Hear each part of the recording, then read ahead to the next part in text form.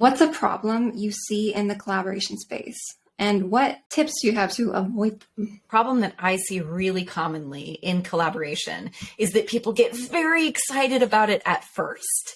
They'll have maybe one meeting and everyone will get together and there's a lot of excitement and then there's no follow through. Everybody gets busy with everything that they're doing and there's nobody kind of driving the bus, as it were. Nobody kind of decides, I'm going to be the one to make this happen. And so the accountability piece just isn't there. Yeah, we plan to make plans. And how do we overcome this? The way that we overcome that is basically to have a regular check-in. I have a co-working club, my Creative Flow co-working club. This is where we get together every week and we just check in with how are we doing on our projects? Where are we stuck? How can we get each other unblocked? I used to work in the tech space, and so we always did a stand-up meeting every morning. And this is not necessarily to solve problems. It's literally just to check in and say, where are the problems? Who's stuck? What's going on? And so we know, oh, so-and-so needs something. I have that to offer. And so we know who to offer our help to. And we know where to go if we are stuck on something because somebody else says, hey, I'm working on this. Oh, great. They're working on that. We can work together on this.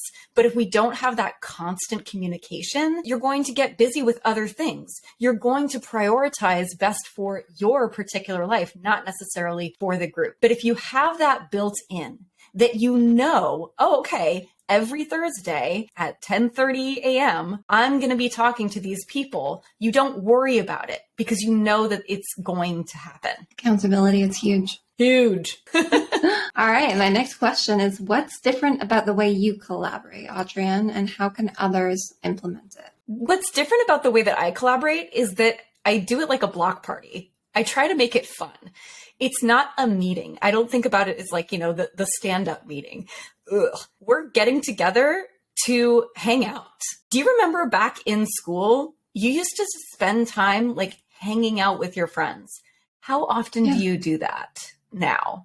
I'm guessing almost never. We don't make the effort as adults to spend time together, just enjoying each other's company and sharing ideas and having fun. And so this is something that I really, really push in collaborations, that it has to be fun. You will show up and be accountable to that process if the process is enjoyable. A spoonful of sugar doesn't just help the medicine go down. It helps you to be motivated to show up for the next dose of medicine. So what appeals to you about collaboration and why? So many things. But the biggest thing is just that it's really unnatural for us to work alone as humans. If you look at the entire history of humanity, we are part of a larger ecosystem and we are pack animals. We do not do well in isolation.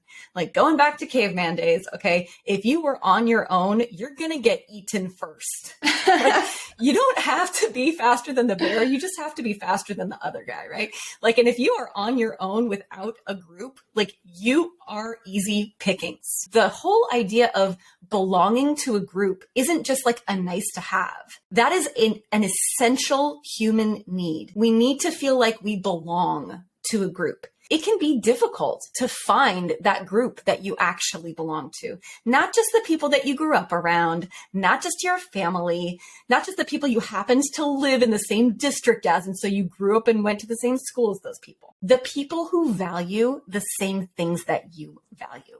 Those are your people. And when you find those people, getting together and working with them means that you will have more resources, means that you will have more skills together. You can do only what only you can do if you have a community that's working together and collaborating. You cannot do that if you're trying to do everything and be a one-man band. You will burn out. I'm sorry, but that's just the way of it. If you happen to be super rich and like have lots of money coming in and you can spend it on hiring people and creating a team, that's wonderful. But a lot of us, we're just out here trying to make something happen all on our own. And so we need this community of other people who are trying to do the same stuff, and find the people who are different from you. Don't just gravitate towards the people who have the exact same skill set and gift set as you do, because then you're going to be like trading back and forth the same stuff. Like, well, that's great, but I already had that. Look for the people who have different skills than you do. Make friends with those people. Collaborate with those people. That's when the trade yields great results. Less competition too, when Absolutely. Your brands are complementary instead of directly overlapping. Exactly. Okay, this one's fun. Who is your dream partner and why? My dream partner is actually someone really, really different from me. Like I said, I dream of basically a COO. I dream of like someone who loves to nerd out on business operations.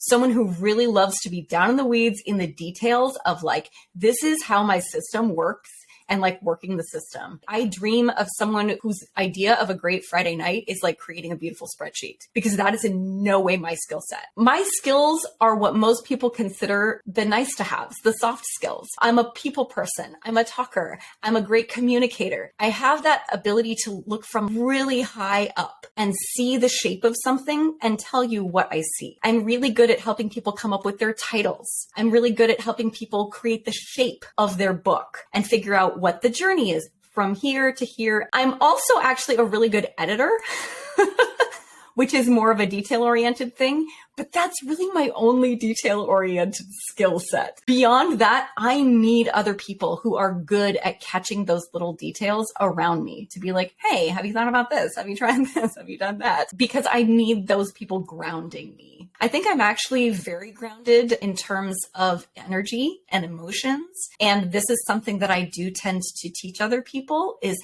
how to ground your energy and show up into a situation with the energy that you want to experience and spread. That's something that I do think I bring to the table that other people, again, think of as a nice to have, not an essential, but man, when you don't have it, boy, do you notice. I appreciate your energy. Thank you. My energy appreciates you. Can you share a story about a collaboration that just transformed your business or life? So my first book, Melting Ivory, I was completely at sea. I had been writing this thing for 20 years, and I am not exaggerating. And it was just still like a big, messy manuscript. It was way too long. It was basically a trilogy smushed into one book, right? I was trying to write everything in the same book. And I just didn't know what to do. And I had kind of given up. And then a friend of mine, God bless her, was like, hey, I'm thinking about becoming an editor. Do you have anything that I could help you edit? Oh boy, do I. And so for the low price of $200, this goddess helped me create the book that you see right here. And I self-published it, and that was a mess too. And then I met this wonderful woman, Sierra Melker, and she started helping me not try to do all of this stuff by myself. It was just like, hey, why don't we work in community? Why don't we work together? Because she was publishing her own stuff. I was publishing my own stuff. And then one day she was like, what if we just started a publishing company? Do you want to like be involved? And I was like, oh, of course I want to be involved. And that's how Red Publishing basically began. And ever since then, I now have this amazing community of collaborators around me. So every time I get an idea for a new book, I don't just have to go into my little cave and think about it. I get a group of people together and we have a brainstorming session right away. I do not try to write titles and subtitles on my own anymore, because I know that my ideas are just not going to be as good as anything that we come up with as a group. For example, I've been struggling for a few weeks now with this book that I'm writing for tweens. And I was just having such a hard time. I've been calling it Spark Tweenius, haha, like Spark Genius, Spark Tweenius. I knew that wasn't what I was going to call it, but that was like my working title. But I just had a call with some friends. And on this call, there was a new guy there who I had never met before. And he was like, hey, how about this will not be on the test? Oh my God, that's brilliant. Like, that's what it is. This will not be on the test. And so then I just started messing with it and working with it from there. We are our own blind spot. We cannot see the shape of ourselves because we are inside. We can't see the shape of our own book. We can't see the shape of our own projects. We need someone outside of us to tell us what is this thing? And so this is what we can do for each other. We can spark each other in ways that it is impossible for us to spark ourselves. And we can give each other that gift of, here is the shape of what I am seeing. And that's what I love to do for other people. How would you define a good collaboration? Being fun and being something that motivates you to show up for the process consistently and with the right energy. When we show up and we have a good time, but we also are really passionate and excited about the why. Why are we working together? When you find that common why, that's really what alights a great collaboration. Again, it's wonderful to have balance. You want to have a balance of skill sets and gifts that you've invited to the table. You don't want 3 people who do the exact same thing. That's just going to cause conflict. That's a too many cooks situation. If you have a whole bunch of people who specialize in different areas, now you're going to make an amazing meal together. What's one piece of advice close to your heart about absolutely anything? Never try to do alone what you could be doing with friends. Anything that you try to do alone in isolation is going to take you twice as long. It's going to be way less fun, and it's going to have a much worse result. I think as adults, we don't have enough playmates. We don't have people that we just like to play with creatively. So I've got an ever expanding group now of my creative playmates. I love working with these people. I love their ideas. I love their energy. I love their passion. And so I will never, ever work alone when I could be working with that group of people. It's just silly. I have to agree with you. And I think that when we work together, we fail together. We're learning from each other's successes and failures along the way too. Oh, that's so true. And it's also true that it is so much easier to see each other's gifts and hold each other up than it is for ourselves. So if we work together, it's so much easier to say, oh my God, this is an amazing project. Jess worked so hard on it. She brought so much to the table. It's so much easier for me to sell it on your behalf than on my own behalf. Brené Brown wrote this amazing quote, which is, I will never again write about, I think it was the human condition while suffering in isolation. We're trying to write about, collaboration. And here we are siloing ourselves.